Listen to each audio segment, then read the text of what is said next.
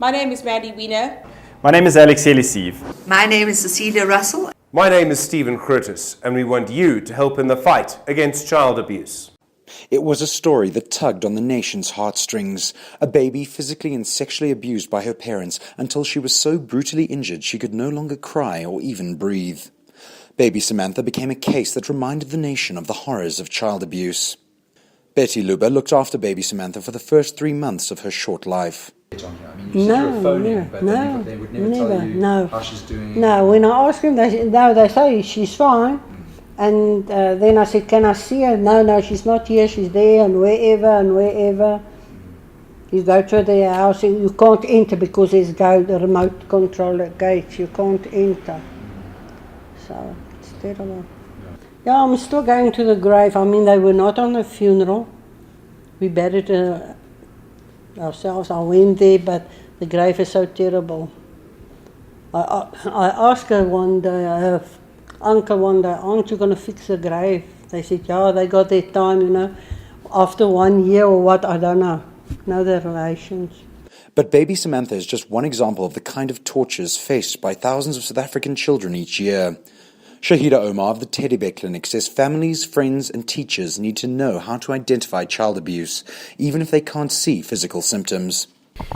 Looking at the signs and symptoms, there are specific ones that come to mind, is that if a child that is withdrawn suddenly becomes a child that is generally quiet, an introverted child, suddenly becomes very aggressive, starts bullying, starts fighting, is disruptive in the class if the child is attending school, becomes oppositional, defiant, your typical, starts showing typical rebellious behavior.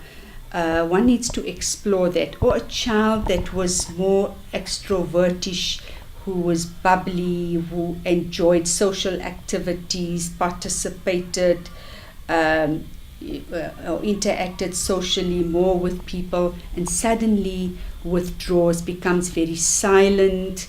I could go on and on, but I think one needs to look at a cluster of symptoms and it needs to be explored. And I always say to people out there, it would be appreciated if more people erred on the side of caution. We would welcome parents to be more neurotic than parents who are apathetic or adults who are apathetic.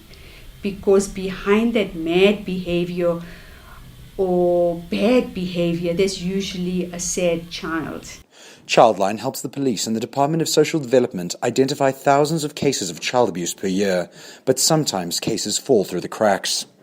I think one of the tragedies that has befallen us, and certainly has been very evident in the media in the recent past, is that so many children are falling through those cracks and have actually been, quite brutally murdered, which is a horrifying reality for us in South Africa, because it's I think that kind of information really brutalizes all of us, and it's something that I think we all have want to get behind to try and understand it and to try and alleviate those conditions. That what is needed in every community that we're engaged with, and I'm thinking particularly of Diepsloot just because of the high numbers of very tragic cases that have come out in the media recently, is that we need a community collective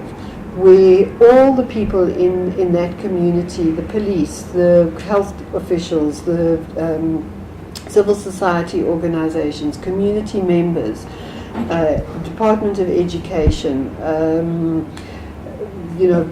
people involved in the courts and the criminal justice system, Department of Housing, Home Affairs, works together to bring a level of infrastructure development and stability and into those communities where children are registered in terms of getting IDs, where they have access to all government services there in terms of health and policing and education and so on.